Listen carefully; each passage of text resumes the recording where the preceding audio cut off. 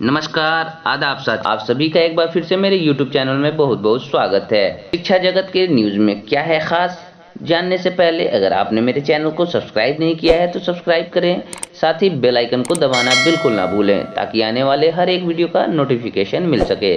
तो चलिए शिक्षा जगत की सभी छोटी बड़ी अपडेट्स को जानते हैं। फर्जी शिक्षकों के खिलाफ कार्रवाई तथा निर्दोष शिक्षकों को बेवजह बदनाम करना बंद हो। निगरानी के समक्ष शिक्षकों के फोल्डर नहीं जमा करने वाले कस्टोडियन नियोजन इकाई के अध्यक्ष व सचिव के खिलाफ कार्रवाई करने एवं गैर फर्जी शिक्षकों को बदनाम नहीं करने के संबंध में टीईटी प्रारंभिक शिक्षक संघ के राज्य संयोजक राजू सिंह ने प्राथमिक शिक्षा निदेशक को मेल भेजकर ज्ञापन दिया। उन्होंने कहा कि प्राथमिक शिक्षा निदेशक शिक्षा विभाग के पत्रांक 547 दिनांक 11/5/2021 एवं 549 दिनांक 19/5/2021 के जरिए निगरानी विभाग को फोल्डर सुपुर्द नहीं करने वाले शिक्षकों की सूची मांगी गई थी व उनके प्रमाण पत्रों को वेबसाइट पर अपलोड करवाने का निर्देश दिया गया है। संबंधित पत्र के आलोक में जिला एवं प्रखंड स्तर के फोल्डर जमा नहीं करने वाले शिक्षकों की सूची बनाई जा रही है और उसे सार्वजनिक किया जा रहा है। जिला एवं प्रखंड स्तर पर फोल्डर्स जमा नहीं करने वाले शिक्षकों की जो सूची बनाई जा रही है उनमें से अधिकांश शिक्षक कई दफे अपना प्रमाण पत्र वो कागजात विभाग को नियोजन इकाई को सौंप चुके हैं। अब अगर नियोजन इकाई और प्रखंड संसाधन केंद्र शिक्षकों को फोल्डर्स और मेगा सूची को निगरानी को नहीं सौंप रहा है तो शिक्षक कैसे दोषी हो गए। जो फर्जी नहीं है वैसे शिक्षकों का नाम फोल्डर जमा नहीं करने वाले शिक्षकों की सूची में जोड़ा जाना विभागीय लापरवाही और नियोजन इकाइयों के मनमुपन का प्रचंड साक्ष्य है। विभागीय लापरवाही और नियोजन इकाइयों की अराजकता का ठिकरा शिक्षकों पर फोड़ा जाना मान सम्मान और गरिमा को कुठारघात करने जैसा है। उपरोक्त स्थिति में संगठन ने प्राथमिक शिक्षा निदेशक की मांग की है कि नियोजन इकाइयों के अध्यक्षों व सचिवों की सूची बने जो अब तक विभाग के निर्देश की अवमानना करते हुए फोल्डर्स मेगा सूची नहीं जमा कर रहे हैं। सरकार से 4 लाख चाहिए तो मृतकों के कोरोना पॉजिटिव होने का देना होगा प्रमाण।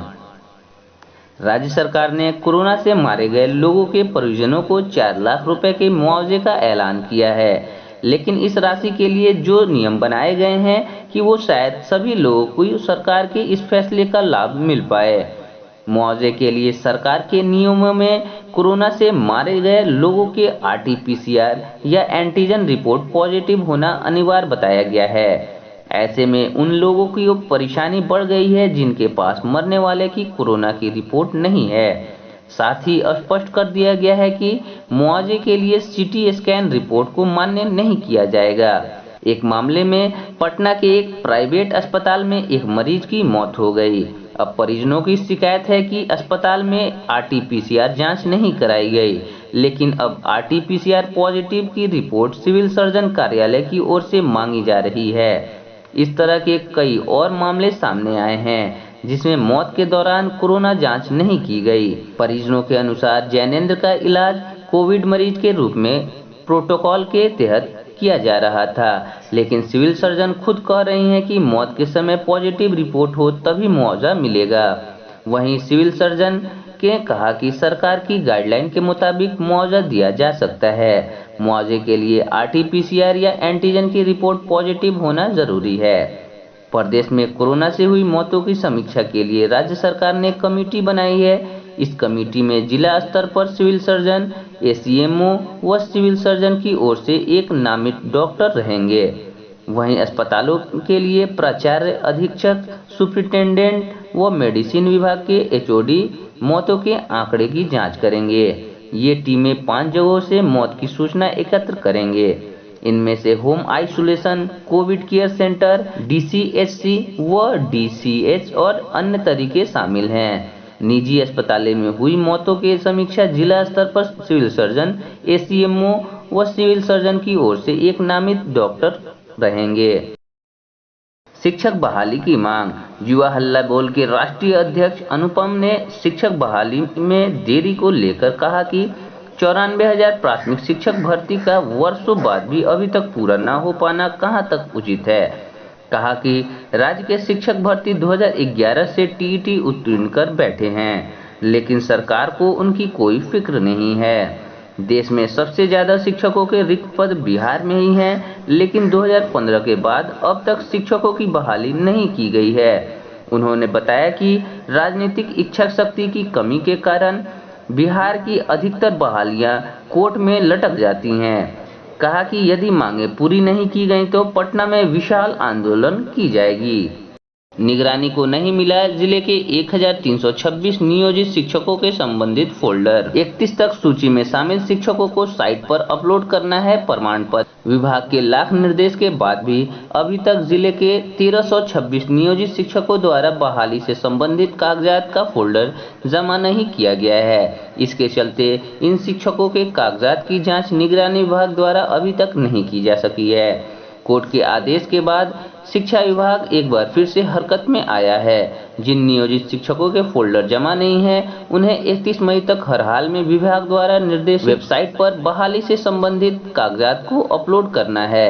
ऐसा नहीं करने वाले शिक्षकों पर गाज गिरनी तय है। शिक्षा विभाग के निदेशक के निर्देश पर ऐसे शिक्षकों की सूची एनआईसी के वेबसाइट पर अपलोड करना है, जिन्होंने अभी तक बहाली से संबंधित कागजातों का फोल्डर जमा नहीं किया है। इसी आलोक में जिला कार्यक्रम पदाधिकारी स्थापना द्वारा एनआईसी के वेबसाइट पर अपलोड करने के लिए जिला के 1326 शिक्षकों की सूची भेजी गई है।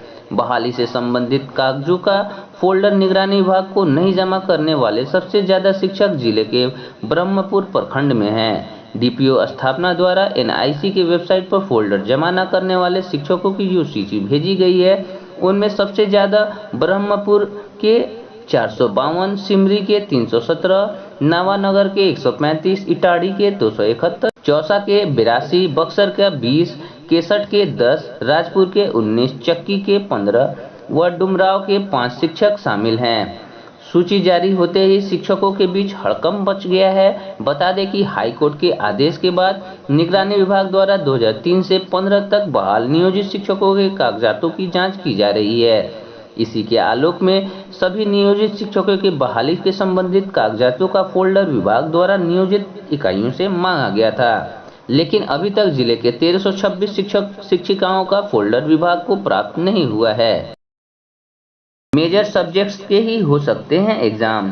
कोरोना महामारी की दूसरी लहर के बीच सीबीएसई 12वीं क्लास के मुख्य विषय यानी मेजर सब्जेक्ट के एग्जाम लेने पर विचार कर रहा है। इंडियन एक्सप्रेस के खबर के मुताबिक महामारी को देखते हुए यह फैसला लिया जा सकता है कि 12वीं क्लास में मेजर सब्जेक्ट का ही एग्जाम हो और बाकी सब्जेक्ट की मार्किंग के लिए कोई और फॉर्मूला अपनाया जाए।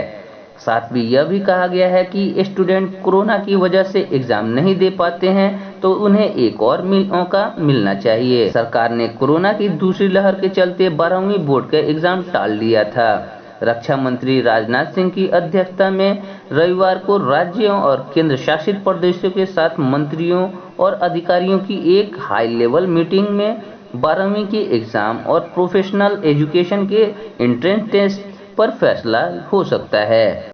4 शिक्षकों से जवाब तलब। कोरोना संक्रमण को लेकर पंचायतों द्वारा मास्क वितरण कार्य के दौरान तैनात 4 शिक्षकों से बीओ ने जवाब तलब किया है। बीओ की कार्रवाई का शिकार पंडितपुर व वीर छापर के पंचायत सचिव के रिपोर्ट के आधार पर उप शिक्षक हुए हैं।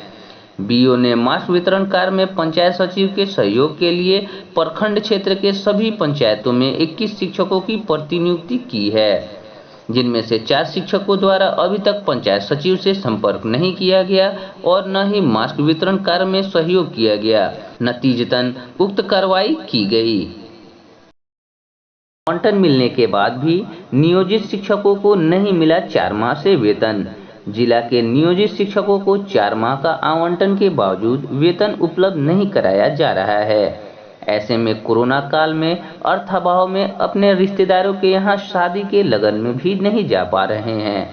दुकानदार के यहाँ बकाया रहने के कारण उधार भी नहीं मिल पा रहा है। बिहार राज्य प्रारंभिक शिक्षक संघ के शाखा रजौली के अध्यक्ष अजीत कुमार ने भावनाओं को व्यक्त करते हुए कहा कि ईद में मुस्लिम शिक्षकों ने भी बिना वेतन के ईद मनाया। ईद में आवंटन जिला को नहीं आया था।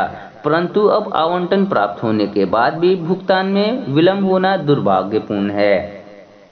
अध्यक्ष श्री कुमार ने जिला शिक्षा पदाधिकारी से मांग की है कि कोरोना काल में शिक्षकों का वेतन भुगतान यथाशीघ्र की जाए, जिससे शिक्षकों को कोरोना काल में जीवन जीने में परेशानी न हो तथा शिक्षकों को किसी दुर्घटना के शिकार न हो।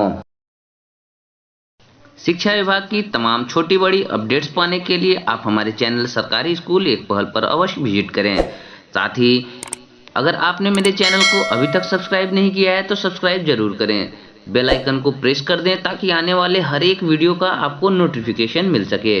फेसबुक और इंस्टाग्राम के पेज को लाइक करें, ट्विटर पर हमें फॉलो करें। धन्यवाद। जय हिंद।